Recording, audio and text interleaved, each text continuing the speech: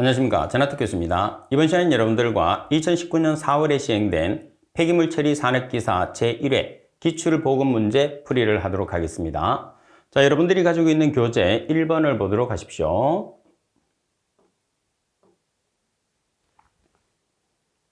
자, 문제 1번에 보시면 고형 폐기물의 처리 시, 여기서 고형 폐기물이라는 것은 고체 상태의 폐기물을 이야기합니다. 1kg의 포도당 성분의 폐기물이 혐기 성분해를 한다면 이론적인 메탄가스의 최적을 계산하시오. 표준 상태의 기준이라고 나와 있어요. 자, 여기서 우리가 포도당이라고 하면 다른 말로 글루코스라고도 하죠. 그래서 일반적인 유기물의 가장 대표적인 물질이 포도당, 글루코스가 되는 거죠. 자, 그리고 혐기성 분해를 한다고 그랬어요. 그럼 분해라는 것은 산소를 이용하는 호기성 분해와 산소를 이용하지 않는 혐기성 분해 두 가지가 있겠죠. 자, 따라서 지금 문제 조건에서는 혐기성 분해이기 때문에 산소를 이용하지 않는 분해가 되는 거죠. 따라서 혐기성 분해에서 발생되는 가장 대표적인 물질은 CO2와 CH4 두 개의 가스가 발생을 하는 거죠. 자, 이 중에서 우리가 계산하고자 하는 것은 뭐냐면 메탄가스의 최적을 계산하시오 이렇게 나와 있으니까 메탄가스가 뭐죠? CH4죠. 따라서 CH4의 최적을 계산하라는 소리입니다. 자, 그러면 여기서 우리가 기억을 해야 되는 게 두 가지가 있어요. 첫 번째는 뭐냐 하면 반응식을 완성을 해야 되고 혐기성 반응식을 완성을 해야 되고 또 하나는 뭐냐 하면 여러분들 팁에 보시게 되면 최적으로 계산하는 경우와 질량으로 계산하는 경우 두 가지가 있거든요. 최적이라고 하면 S미터의 삼성 또는 N미터의 삼성이라고 그래요. 그래서 여기서 S라는 것은 스탠다드 그리고 N이라는 것은 노말의 약자를 사용하죠. 둘 다 표준 상태를 의미하는 거죠. 표준 상태라는 것은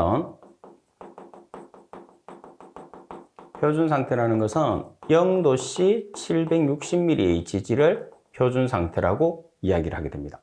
자, 반면에 질량, 킬로그램으로 계산하시오 그러면 개수 곱하기 분자량을 해주시면 돼요. 자, 따라서 포도당은 우리가 킬로그램, 1kg에 해당하는 포도당에 해당하는 메탄가스의 발생량을 계산하라고 그랬으니까 포도당의 분자량을 한번 계산을 해보겠습니다. 탄소가 원자량이 12죠. 12짜리가 6개, H, 원자량이 1입니다. 1짜리가 12개, O, 원자량이 16이죠. 16짜리가 6개. 자, 그래서 180의 분자량을 가지게 되는 거죠. 따라서 여러분들이 반응식을 나타냈을 때 포도당을 혐기성 분해를 시키게 되면 CO2와 CH4가 나온다고 그랬잖아요. 그래서 혐기성 분해 시에 발생되는 CH4가 한 55%, CO2가 45% 정도 발생을 하니까 실제로 CH4가 많이 발생하지만 전체적으로 보면 비슷한 양이라고 볼 수가 있어요. 자, 따라서 탄소가 6개니까 반반씩 나눠주는 거예요. 그래서 CO2 3개, 메탄 3개. 이렇게 해서 여러분들이 반응식을 완성을 시키면 되고, 그리고 포도당 같은 경우에서는 호기성분해 반응식이든 혐기성분해 반응식이든 상당히 자주 나오니까 이 반응식을 꼭 숙지를 하고 계셔야 돼요. 자, 그러면 지금 포도당이 1kg에 해당하는 포도당이 나와 있어요. 따라서 분자량, 포도당의 분자량 180kg일 때 메탄을 최적으로 계산하라고 그러죠. 최적은 개수 곱하기 22.4S미터의 삼성이라고 그랬으니까 개수가 3개죠. 3 곱하기 22.4S미터의 삼성. 그럼 포도당 1kg에 해당하는 메탄이 얼마냐? X 이렇게 넣어서 대각선으로 곱해서 X가 있는 항으로 정리를 해주시면 얼마의 값이 나오느냐면 0.37 S미터의 삼성이라는 값이 나오겠죠. 자, 여기서 여러분들이 S미터의 삼성 대신에 N미터의 삼성을 써도 아무런 상관이 없습니다. 그리고 계산기는 공학용 계산기를 여러분들이 사용하셔야 되고 공학용 계산기 중에서도 큐넷에 공지되어 있는 계산기만 사용할 수 있어요. 그리고 소수점 처리는 수험자 유의사항에 나와 있겠지만 소수점 셋째 자리에서 반올림을 하시면 되고 반면에 개수를 계산하는 경우에서는 소수점 첫째 자리에서 완전올림을 해서 개수는 소수점 처리를 해서는 안 됩니다. 자, 그리고 문제 2번을 보도록 하겠습니다. 문제 2번. 인구가 10만 명인 어느 지역에서 1인 1일 1.2kg의 폐기물이 발생되고 있다. 발생되는 폐기물의 수거율이 90%이고 수거에 사용되는 트럭 한 대의 용적이 8m의 삼성일 때 수거에 필요한 청소 차량의 대수를 계산하시오. 자, 이런 식으로 청소 차량의 대수를 계산했을 때는 소수점 첫째 자리에서 완전올림을 해야 됩니다. 단서가 없다 하더라도. 폐기물의 적재 밀도는 0.45톤 per 미터의 삼성, 차량은 1일 2회 운행, 예비 차량은 2대라고 그랬어요. 그러면 여기서 청소 차량의 대수를 계산을 하잖아요. 그러면 폐기물의 발생량에서 적재 용량, 차량의 적재 용량을 나눠주시면 돼요. 대신에 이제 여러분들이 여기서 뭐를 조심해야 되느냐면 폐기물의 발생량과 차량의 적재 용적의 단위를 일치를 시켜야 되겠죠. 근데 대부분이 보면 폐기물의 발생량은 킬로그램 단위로 나온단 말이에요. 그래서 이 킬로그램을 미터의 삼성으로 환산하기 위해서 뭐를 사용하는 거죠? 밀도를 사용하는 거죠. 그래서 여러분들이 밀도를 사용을 해서 킬로그램을 미터의 삼성으로 바꿔줘야 돼요. 그래서 여기서 여러분들이 밀도는 나눠줘도 되고 곱해줘도 돼요. 단위를 맞추기 위해서, 단위를 환산하기 위해서 사용하는 것이 밀도라고 생각하시면 됩니다. 자, 그리고 폐기물의 발생량이 곧 수거율입니다. 근데 문제 조건에서는 폐기물의 발생량이 따로 있고 수거율이 90%밖에 안 돼요. 10%는 수거를 안 합니다. 그래서 수거율을 반드시 곱해야 되고, 그리고 차량의 대수를 계산을 한 다음에 반드시 예비 차량이 2대라고 그랬으니까 예비 차당 2대를 꼭 마지막에 더해 주셔야 돼요. 자, 그러면 쓰레기 발생량을 한번 살펴보겠습니다. 하루에 한 사람이 배출되는 양이 얼마죠? 1.2kg per 인일이에요. 그리고 인구가 10만 명입니다. 그러면 10만 명에 해당하는 쓰레기의 발생량이 나오는 거예요. 자, 그리고 적재 차량 한 대에 해당하는 적재 용적 8m의 삼성이에요. 따라서 적재 용적은 미터의 삼성이고, 그리고 폐기물의 발생량은 킬로그램이잖아요. 따라서 킬로그램을 우리가 미터의 삼성으로 환산해주기 위해서 밀도를 사용합니다. 지금 밀도가 0.45톤 per 미터의 삼성이 나와 있잖아요.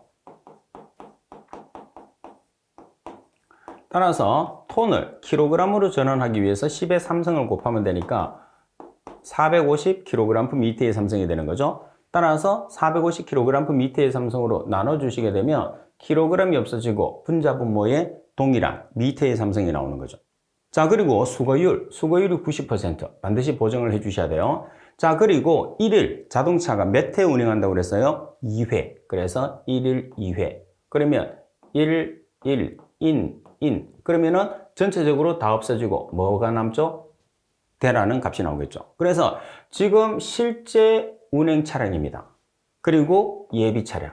따라서 소수점 첫째 자리에서 완전 올림을 하시면 17대라는 값이 나오겠죠. 그래서 말씀드린 것처럼 폐기물의 발생량과 적재 차량의 단위를 동일하게 만들어줘야지 우리가 개수를 알아낼 수 있어요. 그리고 단위를 환산하기 위해서 사용하는 값은 밀도라는 것을 반드시 숙지를 해 주셔야 됩니다.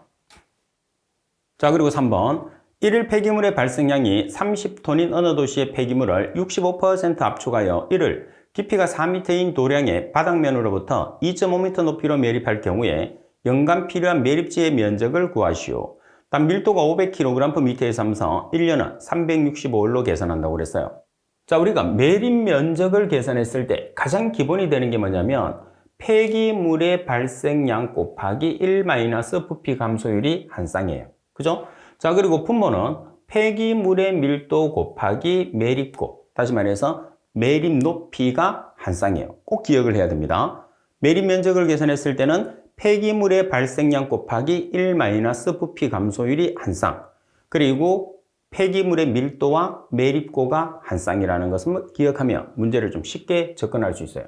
자, 먼저 폐기물의 발생량이 얼마죠? 폐기물의 발생량이 1일 30톤이라고 되어 있어요. 그래서 톤을 킬로그램으로 전환하기 위해서 10의 삼성을 곱했어요. 따라서 10의 삼성을 곱한 이유는 톤을 킬로그램으로 바꾸기 위한 거죠.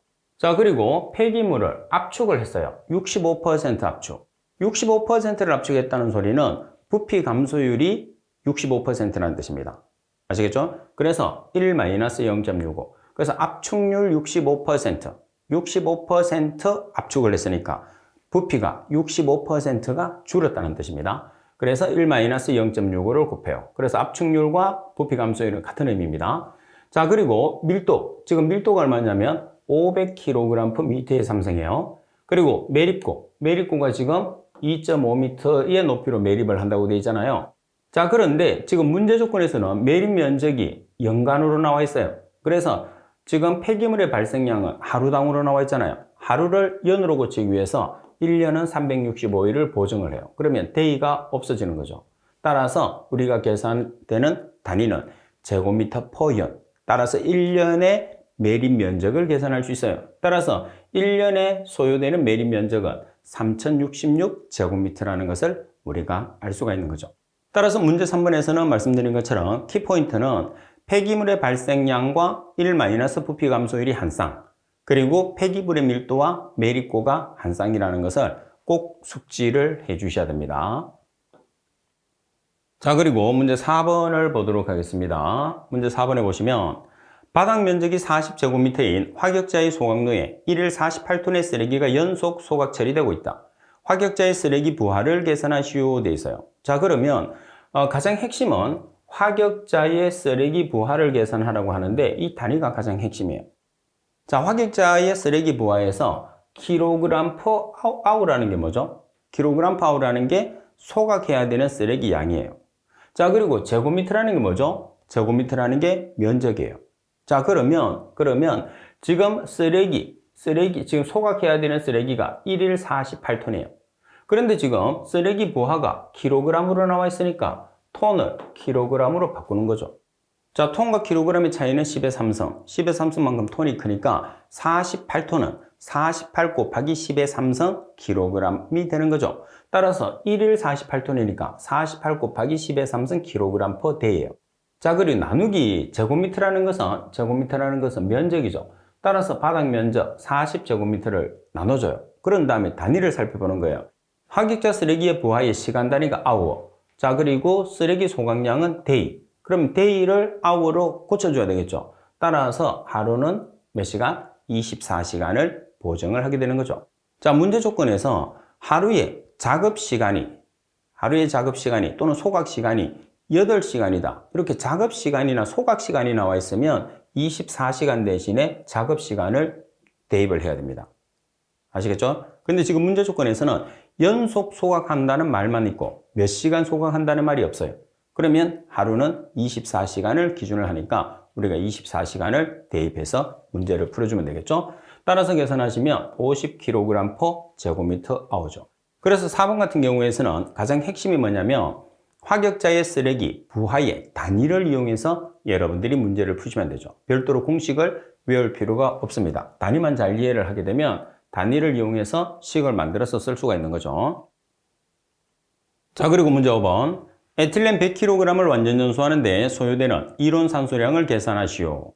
자, 그럼 먼저 우리가 에틸렌을 이용을 해서 반응식을 완성을 해야 돼요. 그죠? 자, 그러면 지금 여러분들이 에틸렌이라는 것은 분자식으로 주어지면 여러분들이 쉽게 나타낼 수 있는데 우리나라 말로 줬기 때문에 C2H4라는 걸 알고 있어야 돼요. 에탄과 에틸렌은 달라요. 에탄은 C2H6, 에틸렌은 C2H4예요. 그러면 우리가 완전 연소를 한다는 것은 산소와 결합을 시켜준다는 소리예요. 그래서 산소와 결합을 시켜줘서 완전 연소 반응식을 세워보겠습니다. 자, C2H4에 산소를 주입해서 완전 연소를 시키면 탄소는 산소하고 결합해서 CO2, H는 산소하고 결합해서 H2O가 발생하거든요. 그러면 탄소 뒤에 있는 숫자를 CO2 앞으로 보냅니다. 그리고 H 뒤에 있는 숫자를 H2O 앞으로 보내요. 여기는 H가 2개짜리죠. 2분의 4는 2. 자, 그리고 산소 계산하면 2개짜리가 2개, 1개짜리가 2개, 그럼 6개죠. 이 6개를 O2 앞에 보내는 거예요. O2는 2개짜리니까 2분의 6은 3. 이렇게 해서 완전연소 반응식을 완성을 하는 거죠.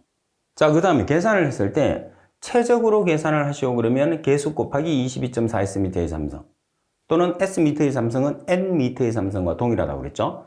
자, 그리고 질량으로 계산했을 때는 개수 곱하기 분자량.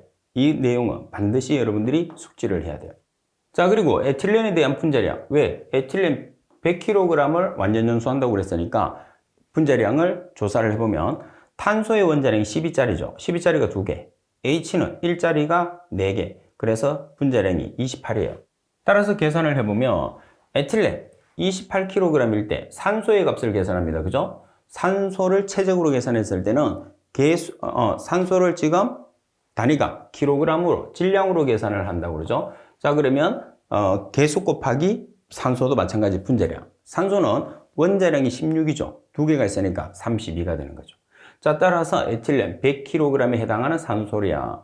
따라서 식을 세운 다음에 대각선으로 곱해서 산소에 대한 식으로 정리를 하시게 되면 342.86kg이라는 값이 나오게 되죠.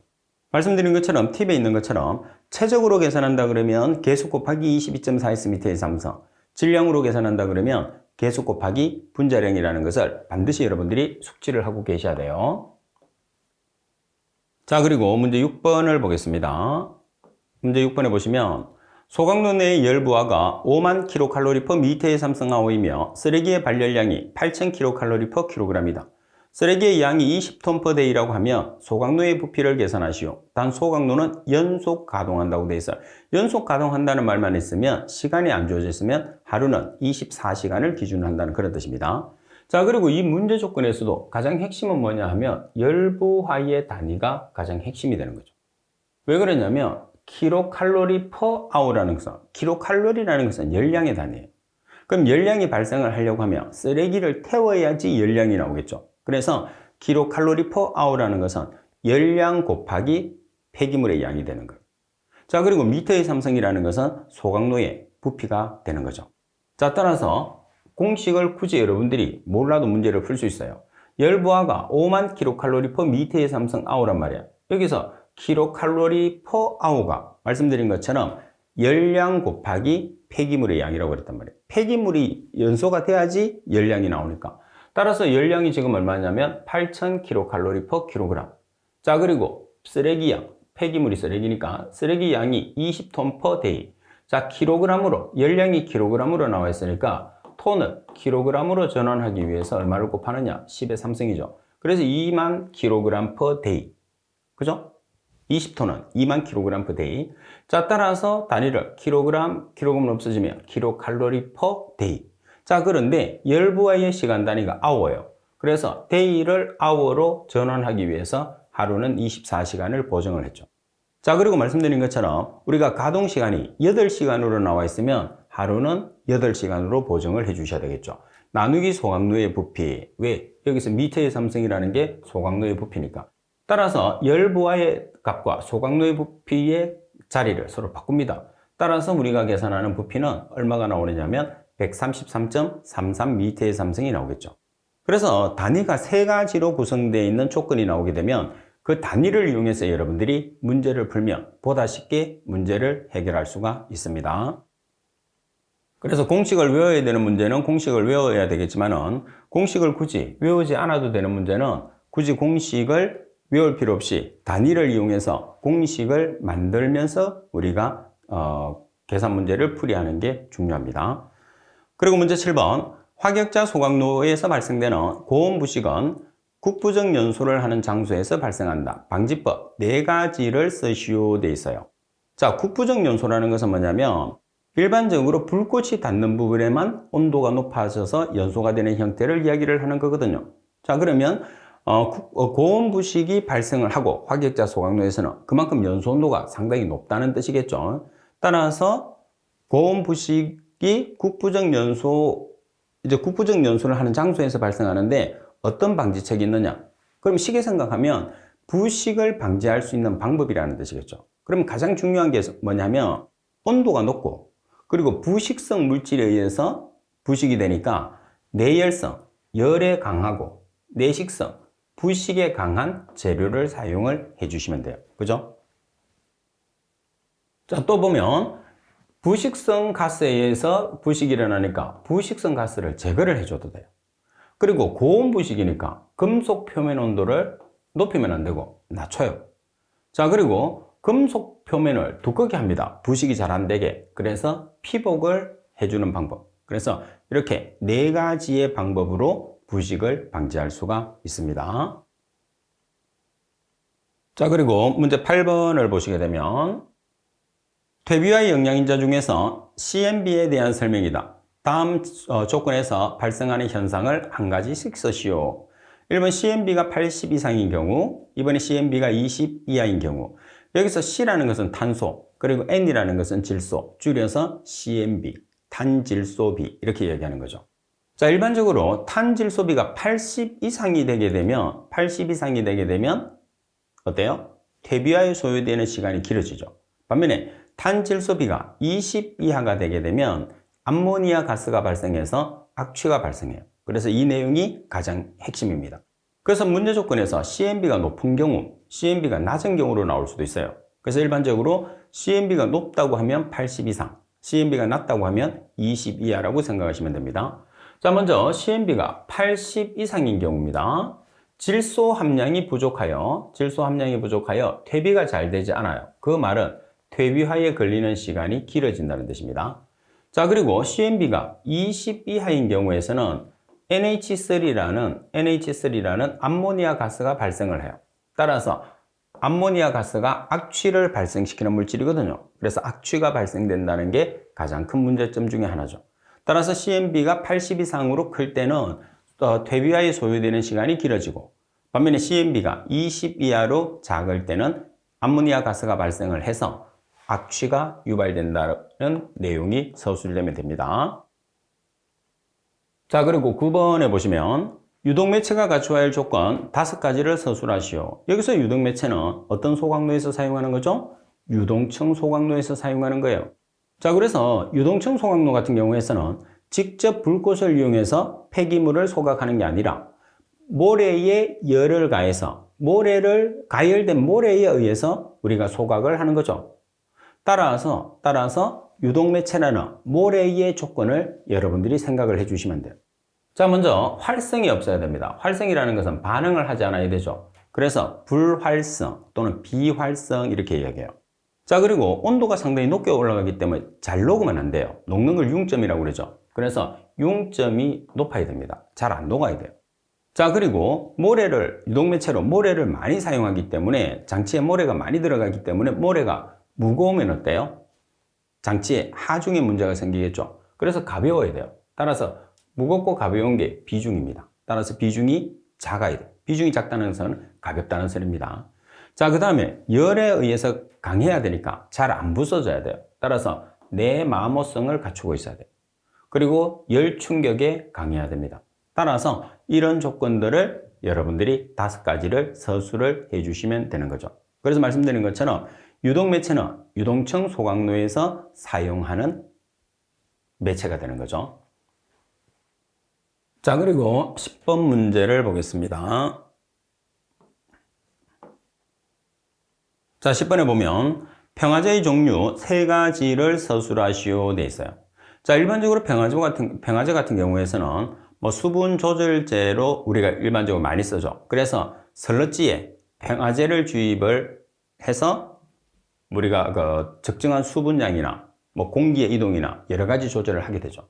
자, 이때 사용되는 평화제 같은 경우에서는 가장 대표적으로 톱밥이나 왕겨나 볏짚, 그리고 낙엽 여러 가지가 있겠지만 주로 톱밥이나 왕겨, 볏짚, 낙엽을 많이 써요. 그리고 여기에서 3가지만 서술하시오 그랬기 때문에 3가지만 서술을 하시면 돼요. 만약에 지금처럼 4가지를 서술했어요. 그럼 플러스 점수가 있느냐? 없습니다. 채점은 1번, 2번, 3번만 채점하게 되죠. 그런데 우리는 공부를 했을 때는 왜 여러 가지를 더 기억을 해야 되느냐? 다음 시험에서는 4가지가 나올 수도 있고 2가지가 나올 수도 있거든요. 그래서 더 적게 나오면 관계없는데 더 많이 나오면 우리가 답란을 작성을 해야 되니까 공부를 했을 때는 전체적으로 좀 넓은 범위로 공부를 하고 답을 여러분들이 실제 문제에서는 요구하는 사항만 여러분들이 기재를 해주는 게 중요합니다. 자, 그리고 11번에 보시게 되면 폐기물의 발생량 예측 방법 3가지를 쓰시오 돼 있어요. 자, 발생량의 예측 방법 3가지. 자, 일반적으로 우리가 폐기물 발생량을 예측하는 방법이 있고 조사하는 방법이 있거든요. 그래서 예측 방법 3가지를 쓰시오 그러면 방법만 써도 됩니다. 근데 예측 방법 3가지를 쓰고 간단하게 설명하시오 이렇게 문제가 나올 수도 있어요. 그러면은 지금처럼 방법과 설명을 같이 해주시면 됩니다. 따라서 지금 문제는 우리가 종합적으로 공부를 하기 위해서 이 방법과 설명을 같이 놔둔 거예요. 자, 그리고 또 한 개 여기서 파악을 해야 되는 것은 뭐냐면 예측 방법이 있으면 또 뭐가 있어요? 조사 방법이 있어요. 그래서 조사 방법은 네 가지가 있죠. 첫 번째, 물질수집법, 직접개근법, 적재 차량 개수 분석법, 그리고 통계조사법. 따라서 여러분들이 예측 방법 세 가지와 그리고 조사 방법 네 가지. 보통 조사 방법도 세 가지를 적으라고 하거든요. 그러면은 제일 많이 우리가 시험에서 자주 출제되는 물질수집법, 직접개근법, 적재차량 개수법 이렇게 세 가지를 적어주시면 됩니다. 자, 그럼 먼저 예측 방법에서 다중회귀 모델, 그리고 동적모사 모델, 경량 모델이 있어요. 자, 다중회귀 모델은 하나의 수식으로 각 인자들의 효과를 총괄적으로 나타내어서 복잡한 시스템의 분석에 유용하게 사용할 수 있는 쓰레기 발생량을 예측하는 방법이다. 따라서 가장 핵심은 뭐냐 하면 복잡한 시스템의 분석에 사용하는 게 다중회귀 모델이라는 뜻입니다. 자, 그리고 동적모사 모델은 쓰레기 배출에 영향을 주는 모든 인자를 시간에 대한 함수로 나타낸 후에 시간에 대한 함수로 각 영양 인자들 간의 상관관계를 수식한 것. 따라서 가장 핵심은 각 영양 인자들 간의 상관관계를 수식화를 한 것이 동적모사 모델. 그리고 경량 모델이라는 것은 폐기물 발생량 예측 방법 중에서 모든 인자를 시간에 대한 함수로 모델화를 시켜서 예측하는 방법입니다. 모델화를 시켜서 예측하는 방법은 경량 모델. 그래서 말씀드린 것처럼 폐기물 발생량의 예측 방법, 조사 방법 반드시 숙지를 해 주셔야 됩니다. 자, 그리고 12번 문제를 보겠습니다. 12번에 보시면 폐기물을 소각할 때 발생되는 질소산화물을 제거하는 방법 중에서 근식 배연 탈질법이 있다. 근식 배연 탈질법의 종류 세 가지를 쓰고 간단하게 설명하시오. 배연 탈질법이라는 것은 연기 속으로 나가는 질소를 태워서 제거시키는 방법이고, 여기서 근식이라는 말은 물을 사용하지 않는 방법이라는 뜻입니다. 자, 세 가지 방법은 선택적 촉매 환원법이 있어요. 그리고 선택적 무촉매 환원법이 있고, 그리고 접촉분해법이라는 세 가지 방법이 있어요. 그러면 먼저 선택적 접촉 환원법이라는 것은 배기가스 중에 존재하는 산소와는 무관하게 질소산화물, 여기서 질소산화물은 NOx죠. 이 NOx라는 것은 주로 NO와 NO2를 이야기합니다. NOx를 촉매를 이용을 하죠. 촉매에 의해서 선택적으로 환원을 시켜서 어떤 물질로 만들어내느냐 하면 질소분자. 질소분자라는 것은 N2, 그리고 물이라는 것은 H2O. 따라서 질소분자와 물로 전환시키는 방법이죠. 말씀드린 것처럼 NO와 NO2가 N2가 됐죠. 그럼 뭐가 없어졌어요? 산소가 없어졌어요. 그럼 뭐가 되죠? 환원. 따라서 환원법을 이용을 하는데 촉매를 이용한다고 해서 선택적 촉매 환원법이라고 하는 거예요. 반면에 선택적 무촉매 환원법은 무촉매니까 촉매를 이용하지 않아요. 그리고 환원제에 의해서 고온에서 질소 산화물을 선택적으로 환원해서 마찬가지 질소 분자라는 N2와 물 분자라는 H2O로 전환을 시키는 거죠. 여기서도 마찬가지 NOx라는 것은 당연히 NO와 NO2가 됩니다. 그리고 접촉분해법은 NO가 함유된 배기가스를 산화코발트에 접촉시켜서 N2와 O2로 분해시키는 방법을 접촉분해법이라고 해요. 그래서 여기서는 분해를 시키는 거잖아요. 분해. 여기는 환원을 시키는 거고 여기는 분해를 시키잖아요. 그래서 NO 자체를 분해를 시키는 거예요. NO 자체를 분해하면 N은 N2로 나오고 O는 O2로 나와야 되겠죠. 둘 다 분자로만 존재하는 물질이기 때문에. 그래서 N은 N2, O는 O2. 그래서 N2와 O2. 다시 말해서 질소와 산소 분자로 분해시키는 방법을 접촉분해법이다. 이렇게 우리가 설명을 해주면 됩니다. 자, 그리고 13번 문제를 보겠습니다. 트롯멜 스크린에 선별 효율에 영향을 주는 인자 5가지를 쓰시오. 단 예시에서 제시된 것은 답란에서 제외. 지금 예시가 스크린에 직경이 나와 있잖아요. 그래서 모든 문제를 풀었을 때 예시에 나와 있는 내용을 적으면 그 항목은 채점을 하지 않습니다. 그건 당연한 거예요. 그죠? 자, 그러면 선별 효율에 영향을 주는 인자가 어떤 것이 있느냐? 일단은 트롯멜 스크린은 회전을 하잖아요. 그래서 회전 속도. 그리고 폐기물의 부하. 폐기물의 부하라는 것은 처리해야 되는 폐기물의 양입니다. 자, 그리고 경사도. 스크린에 경사가 있죠. 2에서 3도. 그리고 체의 눈의 크기. 그리고 스크린의 길이. 트롯멜 스크린의 길이가 되는 거죠. 따라서 회전 속도, 폐기물 부하, 경사도, 체의 눈의 크기, 길이. 이런 5가지가 있죠. 그래서 여러분들이 몇 가지를 쓰시오 그러면 요구되는 그 가지 수만 정확하게 서술을 해주시면 됩니다. 자, 그리고 14번 문제를 보시게 되면, 자, 14번 같은 경우에서는 여러분들이 이 내용을 암기를 좀 해주셔야 돼요. 저위 발열량의 추정 방법 3가지와 대표적인 추정식 하나씩을 서술하시오 그랬어요. 그러면 원소 분석에 의한 방법이 있고 추정식에 의한 방법, 물리적 조성에 의한 방법이 있어요. 그래서 각각의 공식을 쓰고 그 공식에 해당하는 내용을 설명을 여러분들이 해주시면 됩니다. 자, 먼저 원소 분석에 의한 저위 발열량은 우리가 상당히 많이 쓰는 거죠. 고위 발열량, HH가 고위 발열량이죠. 마이너스 600, 9H 플러스 W. 그래서 HL은 저위 발열량, HH는 고위 발열량, H는 수소의 함량, W는 수분의 함량입니다. 자, 그리고 추정식에 의한 방법 또는 3성분에 의한 방법이라고 그러는데 HL 저위 발열량은 45 곱하기 VS 마이너스 6W. 여기서 VS라는 것은 연소할 수 있는 성분, 가연 성분의 퍼센트. 그리고 W라는 것은 수분 함량의 퍼센트. 이 식에서는 VS와 W가 풀이에 나와 있는 것처럼 퍼센트의 값이 그대로 들어가야 됩니다. 자, 그리고 세 번째 보시게 되면 물리적 조성에 의한 방법이에요. 자, 물리적 조성에 의한 저위 발열량은 88.2 곱하기 R 플러스 40.5 곱하기 G 플러스 P 마이너스 6W. 여기서 R이라는 것은 플라스틱의 함량, 여기서도 마찬가지 퍼센트로 들어갑니다. 이 식에서는. 그리고 G라는 것은 징계의 함량, 그리고 P는 종이의 함량, W는 수분의 함량. 따라서 2번과 3번 같은 경우에서는 원소의 퍼센트가 그대로 들어가고 1번 같은 경우에서는 퍼센트를 100으로 나눠준 값을 대입해서 우리가 사용하시면 됩니다. 자, 그리고 15번 문제를 보시게 되면 침출수의 배수 시설의 설계 시 고려해야 하는 항목 중에서 침출수량에 영향을 미치는 요인 3가지를 서술하시오 되어 있어요. 자, 지금 침출수량에 영향을 미치는 요인, 가장 중요한 것은 침출수량이 뭐죠? 침출수라는 것은 폐기물, 매립장에 매립되어 있는 폐기물에서 발생하는 거예요.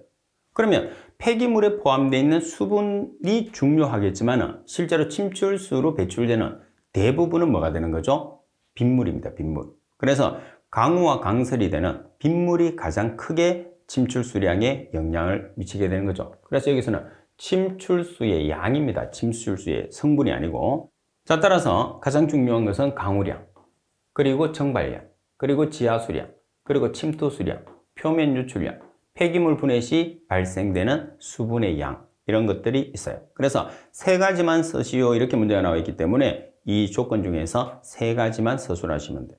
자, 그리고 침출수량이 아니고 침출수의 성분에 영향을 미치는 인자 이렇게 나오면 지금 풀이는 또 달라지겠죠. 그래서 침출수의 성분에 의해서 이제 침출수의 성분에 영향을 미치는 인자와 침출수량에 영향을 미치는 인자, 이 2가지는 여러분들이 정리를 해 두셔야 됩니다. 자, 그리고 16번 문제를 보시면 매립지에서 발생되는 가스를 추출하기 위해서 강제가스 추출 장치를 이용하고자 한다. 강제가스 추출 장치에 대해서 간단하게 설명하시오 되어 있어요. 자, 강제가스 추출 장치를 보시면 매립지, 자, 우리가 폐기물을 매립한 매립지에서 발생되는 가스를 추출합니다. 자, 가스를 추출하기 위해서 매립지 조성 시에 뭐를 설치를 해야 되느냐면 매립지를 처음부터 만들 때 설치를 해야 돼요. 그래서 매립지 조성 시에 가스 포집정을 설치를 합니다. 가스 포집정이라는 것은 가스를 포집하기 위해서 공간을 만드는 거예요. 그 공간을 우리가 가스 포집정이라고 합니다. 따라서 가스 포집정을 설치하고 가스 추출관을 이용을 하겠죠. 따라서 가스 추출관을 이용해서 송풍기 등에 의해서 가스를 추출하는 방법을 이야기하는 거죠. 그래서 핵심은 뭐냐면 가스를 포집할 수 있는 가스 포집정을 만들고 그 다음에 거기에서 가스 추출관을 통해서 우리가 가스를 추출하는 방법을 뭐라고 하죠? 강제 가스 추출 장치. 그러면 일반적으로는 가스가 바깥으로 배출이 되거든요.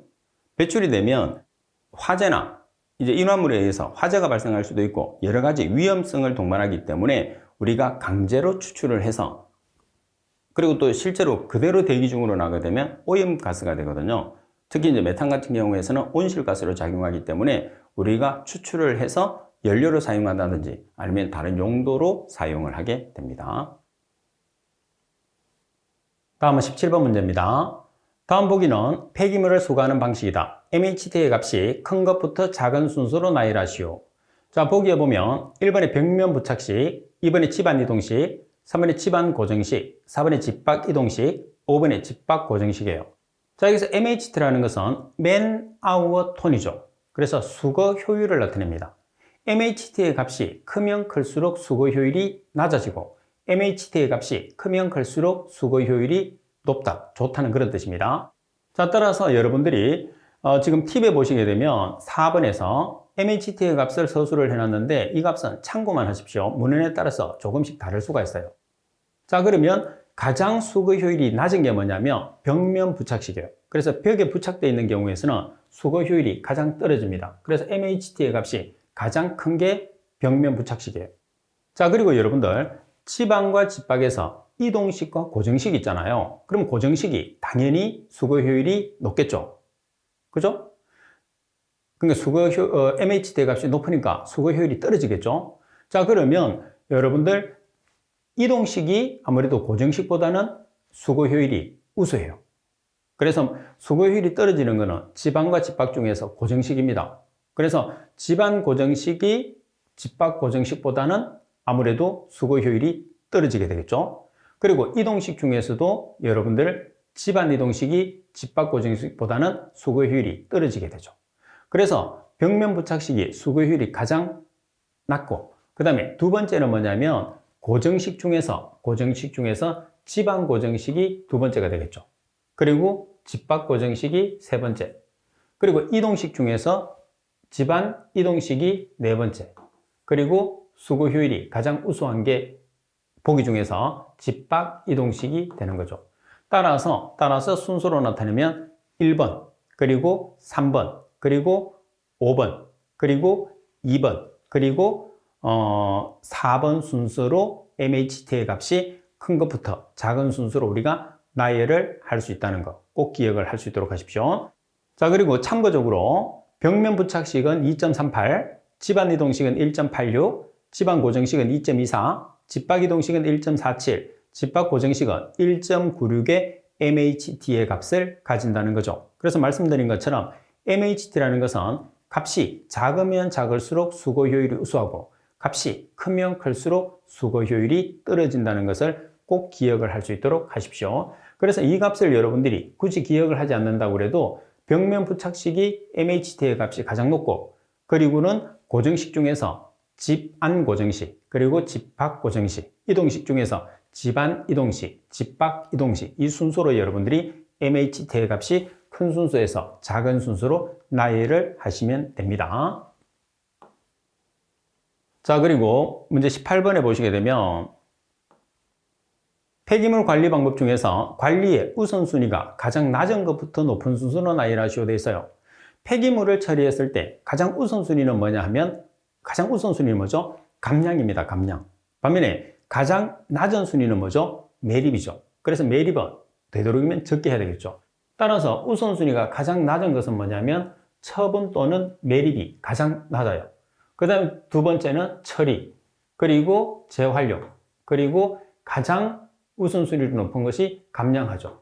그래서 번호로 나타내게 되면 1번, 그리고 3번, 그리고 2번, 그리고 4번 순서로 우선순위가 낮은 것부터 높은 순서로 배열할 수 있습니다. 그래서 다시 말씀드리면 우리가 폐기물을 관리했을 때 가장 우선순위는 감량화예요. 가장 우선순위가 떨어지는 것은 매립입니다. 매립. 그래서 처분 또는 매립이 우선순위 중에서 가장 낮은 거죠. 그 다음 두 번째 낮은 것은 뭐냐면 처리, 그리고 재활용, 그리고 가장 우선순위가 높은 것은 감량화 단계. 그래서 1, 3, 2, 4번이 되겠죠. 자, 지금 여러분들이 보고 계시는 문제는 여러분들 선배들이 시험을 친 다음에 문제를 복원을 해서 제게 보내준 문제를 제가 재편성을 해서 새롭게 만든 문제입니다. 따라서 여러분들도 시험을 치게 되면 문제를 복원할 수 있잖아요. 따라서 문제를 복원해서 제게 보내주시면 제가 후배들을 가르치고 교재를 출간하는데 아주 많은 도움이 됩니다. 따라서 여러분들의 적극적인 참여를 꼭 부탁을 드리겠습니다. 복원된 문제는 어디로 보내느냐 하면 제가 사용하는 메일로 보내주시면 돼요. 제가 사용하는 메일은 KWE7002@한메일 넷입니다. 여러분들의 적극적인 참여 꼭 부탁을 드리겠습니다. 자, 이번 시간 수업은 이것으로 마치도록 하겠습니다. 수고하셨습니다.